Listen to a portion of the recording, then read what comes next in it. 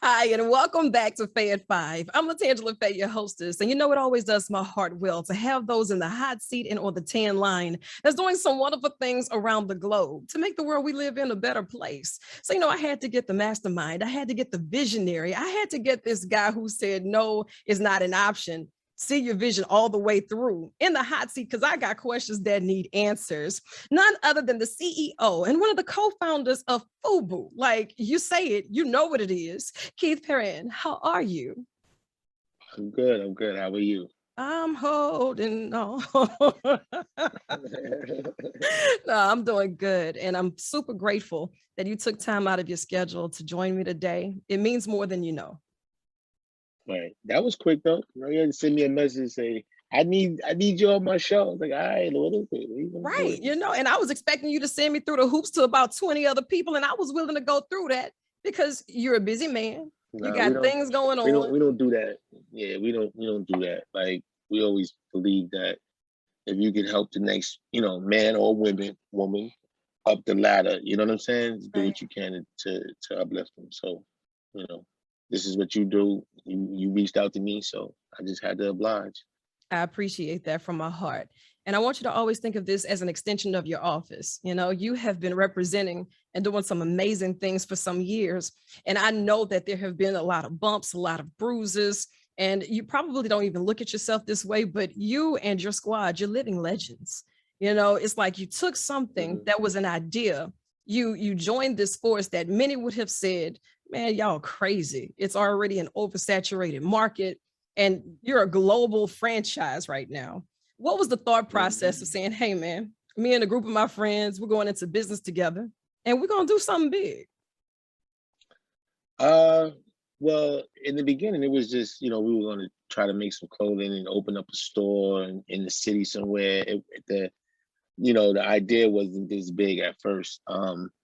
But we did a lot of work. And I always tell people when you open up your business or you're doing your business, it's all about really doing the work. And a lot of people think it's like fast food, like, oh, I can do this and then this is going to happen and it's going to come quicker if I just promote it on social media. Now they got social media. We didn't have social media back then, but Right. we did the work and we put in a lot of work that we didn't know that was going to help us out, years later, which was the Black Expo. I don't know if you remember the Black Expo. We used to do that in different cities and people couldn't find our stuff in any stores, but they can always find it in the Black Expo. Mm-hmm. And then what happened was they just kept coming back every year, like, man, I've been looking for your stuff everywhere. I can't find it. It's like it's only available here.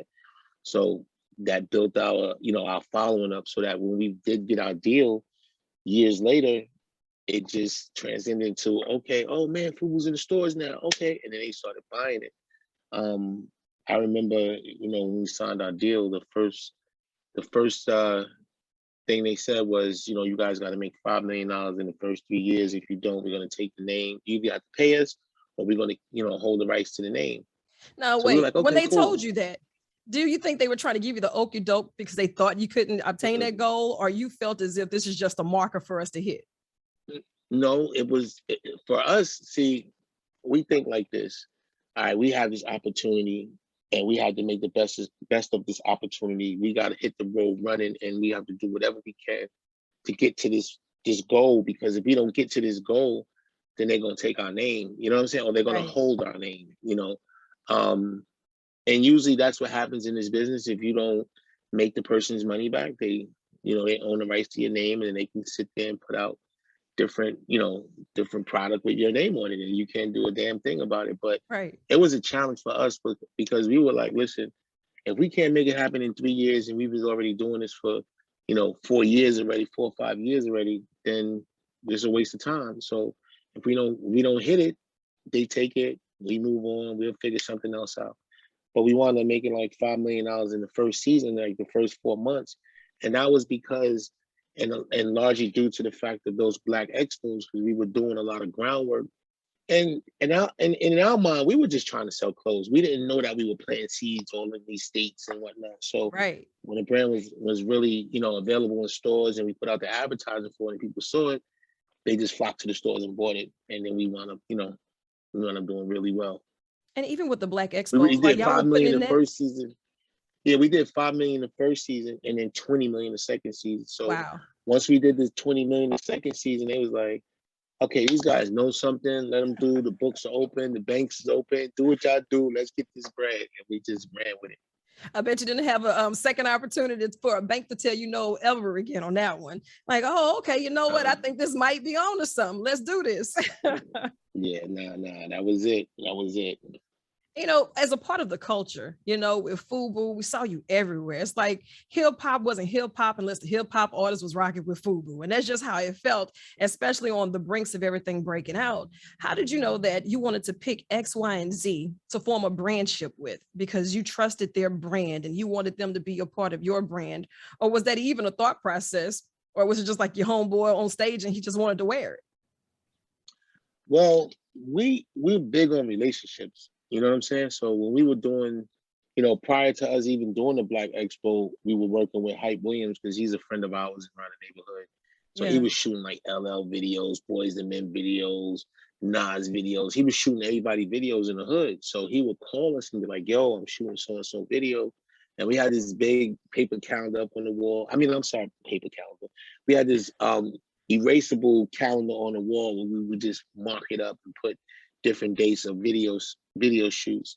And we would just go down there with the clothes and be on set all day, standing there. We would literally stand on set 16, 18 hours a day, trying to get our stuff on there. We might get a shirt on here. We might not get nothing in this video, but we might hit on the next video.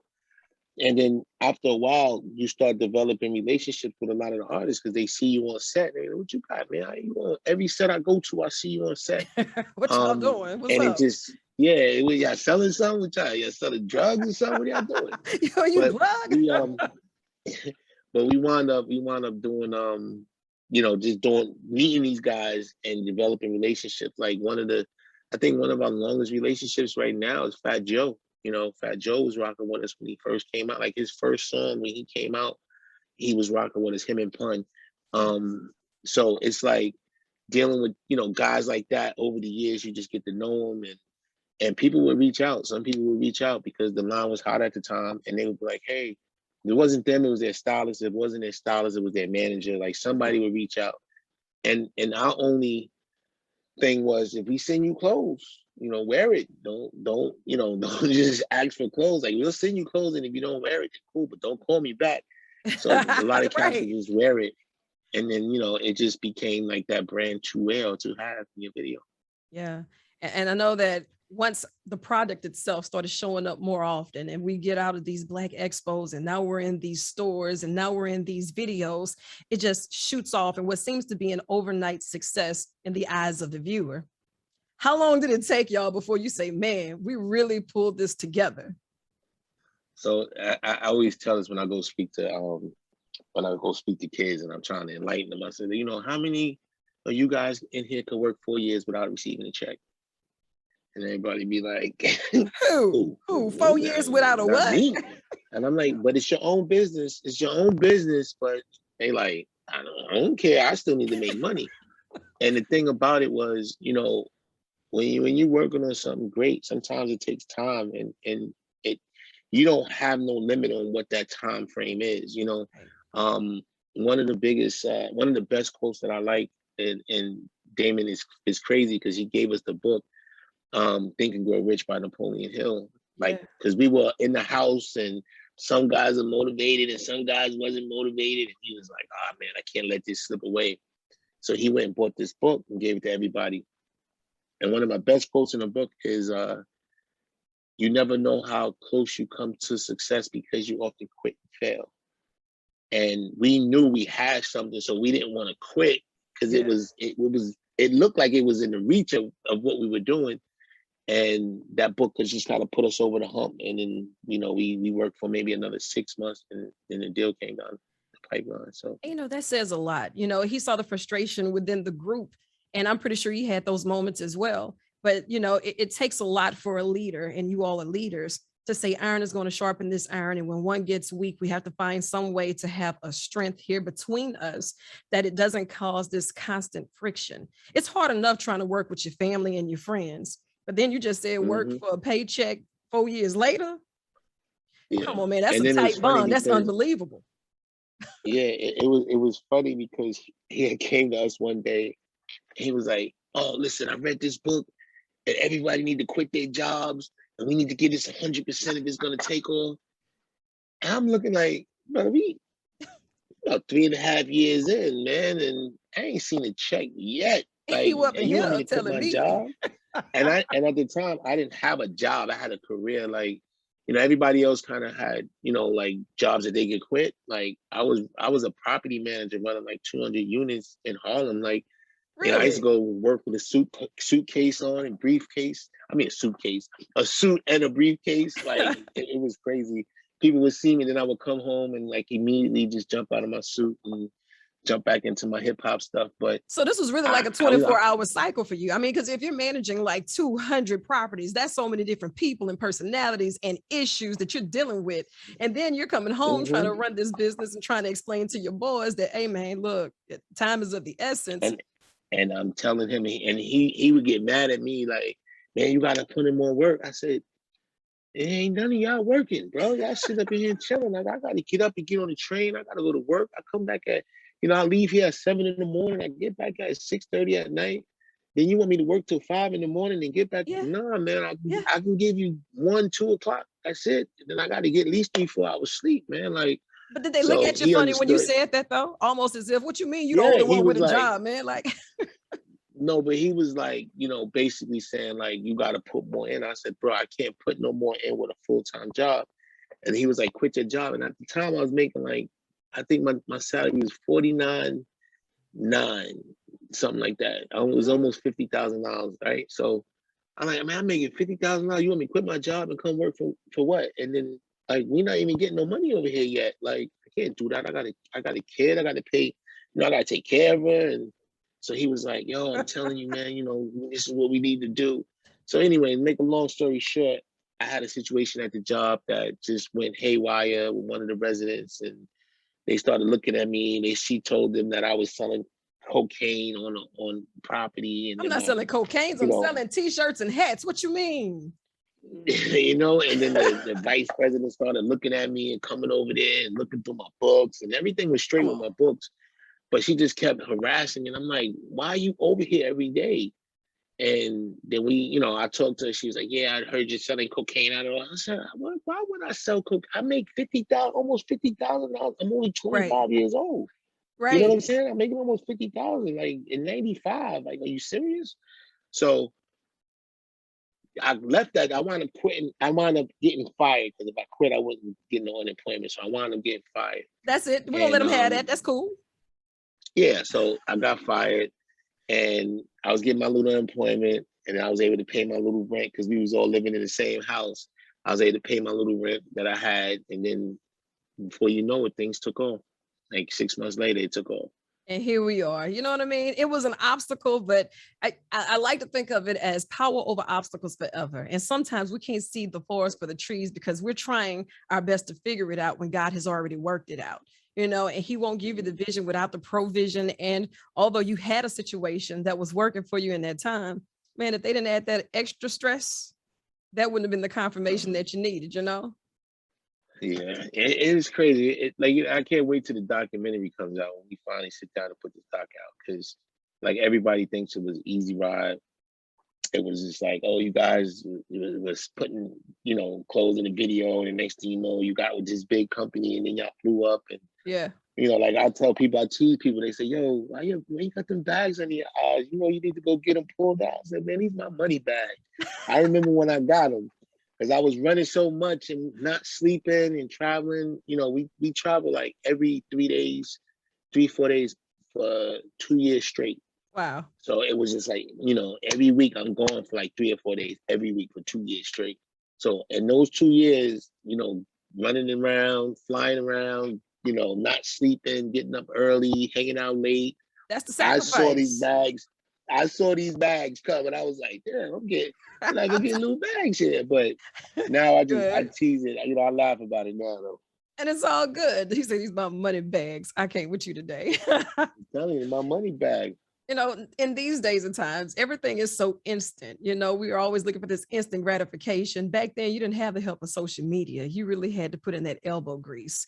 Do you feel as if the Mhm. entrepreneurs of today really take advantage or get lazy and slack off because they think it's just a hashtag and a retweet away?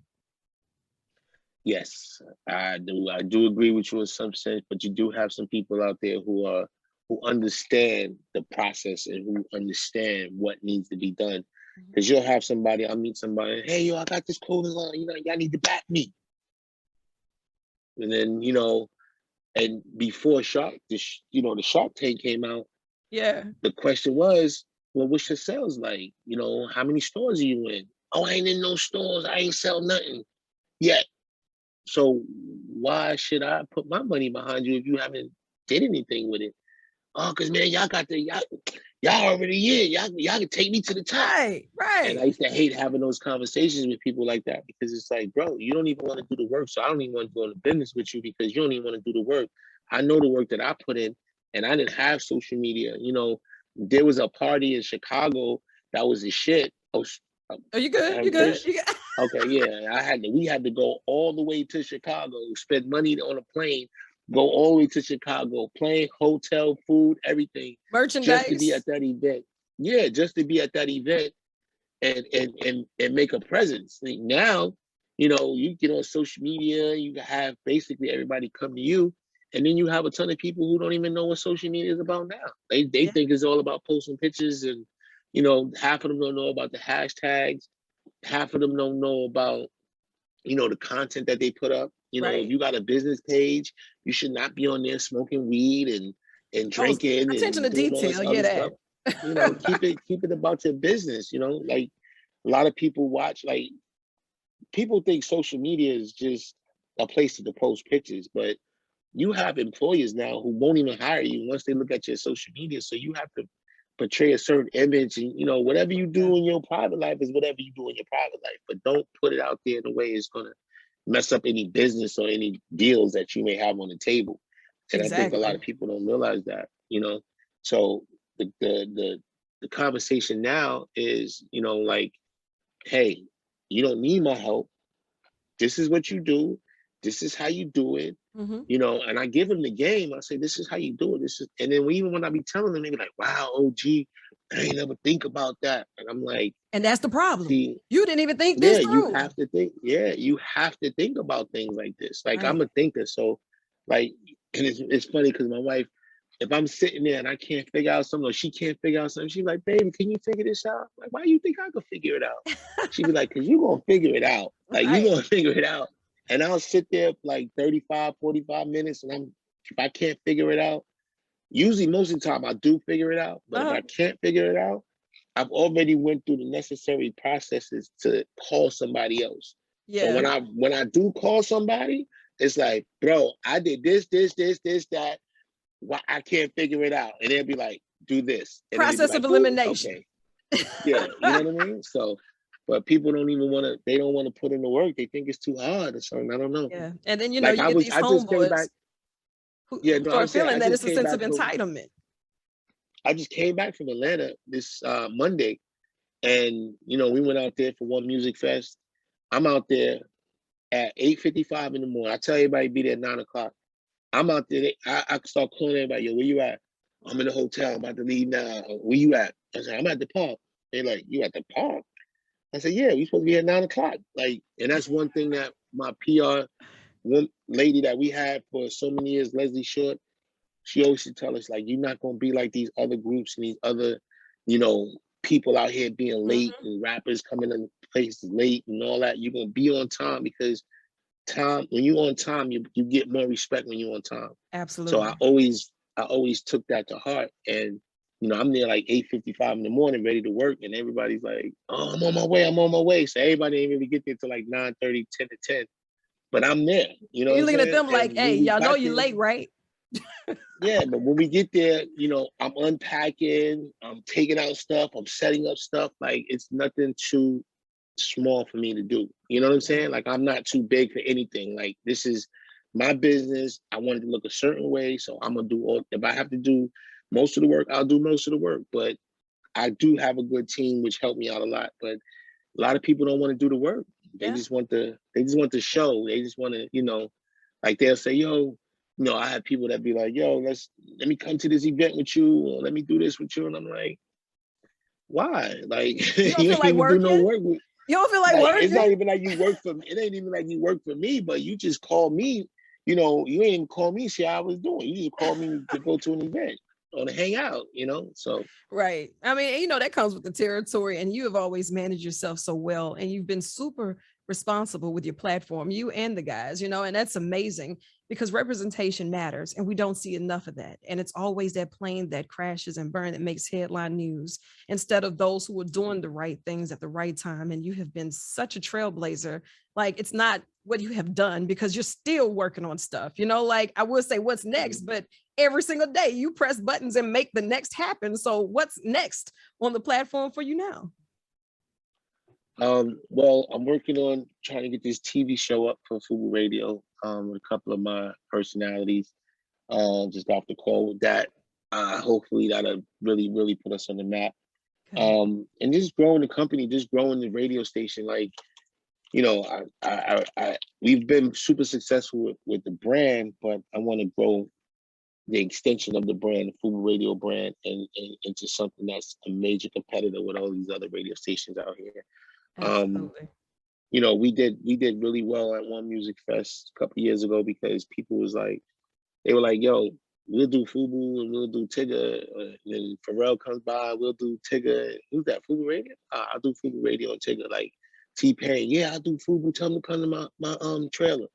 DJ Paul from 3-6 Mafia. Tell him come on to the, where Keith at? Keith out there? Right. Tell him to come to my trailer. And then I go there and it's like, oh, because I knew all of these guys, most of these guys coming up, you know what I'm saying? Like when they was just starting and we were in the same places together. So, and then I don't have a corporation or no corporate BS behind what I'm doing, you know what I'm saying? So, and they know the brand. So they was like, listen, let's do it. But I just really want to take this radio station to the next level. I know my partner's working on Force Buys Network. So he signed a deal with Fox Soul. So they're doing a lot of stuff, putting out the Oaky show soon. And then he has Rick Ross's children's mother. I'm not gonna say baby mama, but children's mother. Children's mother or child's mother. I think she has a show.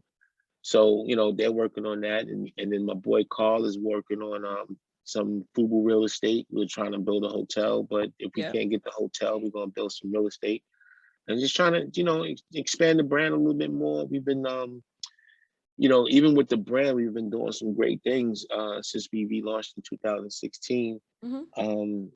We just opened up last year. Well, I say last year because the pandemic was like a wash for us, but the year before that, we opened up the end of 2019. We opened up South Africa and Europe, and both of those places are doing way better than they expected. So that's great. And then we just opened up Brazil. We're working on Brazil. I think that contract, if I've seen it correctly today, is approved already.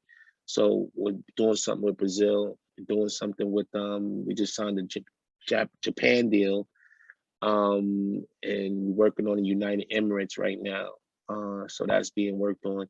Then we got Forever 21 coming out and a collaboration with them coming out in the spring of 2022. Wow. We have Ashley Stewart, got a collaboration with Ashley Stewart, doing some things with them. That'll be out next year as well. And then we have a high-end kids line that we're doing with another company, Hauser Jr., coming out in the fall of 2022. And then next year is our 30th anniversary. So I slept on the way back. You know what? I'm gonna tell you something funny. Like, how do you manage to do all of this stuff? I used to go to Vegas twice a year. We used to sell clothes and we'd be on our feet all day on the cement floor. So when I went away this weekend, it kind of gave me that same feeling. So I'm up from like 7 in the morning to like 3 in the morning every night, or 2 in the morning every night. I came home, and when I'm telling you I crashed, my wife was like, babe, what you doing? I was asleep. Okay, I'll call you back. I need my rest. I slept all day Monday and half the day Tuesday because I was just running. Then I told her I'm a senior citizen now, so I got to get my rest, Look, don't be using that card unless it's for some discounts. Like, I know we could get some car discounts, car rentals probably going down for us, listen. Don't let me pull it out. Don't let me pull it out on you. You know I will. Oh, Wait a minute. Oh, he got benefits. hold Hold on. Let's see. on. Oh, let me see. Let That me boy see where said, it's at. Hold on. oh, he is dead Let serious. me see. Let me find Let out me you got see if them I got it. benefits on deck. Let me What? see. Let me see if I got it. Let He me say, I'm a see. senior I citizen. might have. I'm not about to deal with you right now. You left Yeah, it? Don't yeah, tell me they caught yeah. you slipping. No, no, I think I got it somewhere. I hit it, I think. It's somewhere in here. Got my, got my AARP joint, you know what I'm Oh man, saying? they And sending I'm out a senior magazines and all citizen. kind of discounts. It's like a catalog. They got the good stuff. You hear me? I'm a senior citizen for real. But you make it look good, and don't you dare let them tell you different. Thank you. Thank you. I appreciate it. You know, I am so proud of you. And if there's ever anything that I can do, or if there's ever anything that you're working on, you want to jump on the tan line, this is an extension of your office. And I mean it from the bottom of my heart. You were on time for me today. Appreciate you. And I mean that you have just, this is my mama, I made it moment. I could just retire today. I'm good. Okay. I'm good. See, I was even on time for you. I was Yeah. waiting for you. I hit it at Yeah. 2:59. I just had to go grab my hat because my hair ain't did, you know what I'm Oh, saying? that's okay. So But you know what? I gotta We're going to get that F for FUBU etched on the side. We're going to bring it back. They ain't going to be able to tell you nothing. Oh man. I appreciate you though. For Anytime. real. Now, look, we got more work to do. So I want you to get up, get out, chase the sun, or let the sun chase you. But either way, get after it. I love you. There's absolutely nothing you can do about it.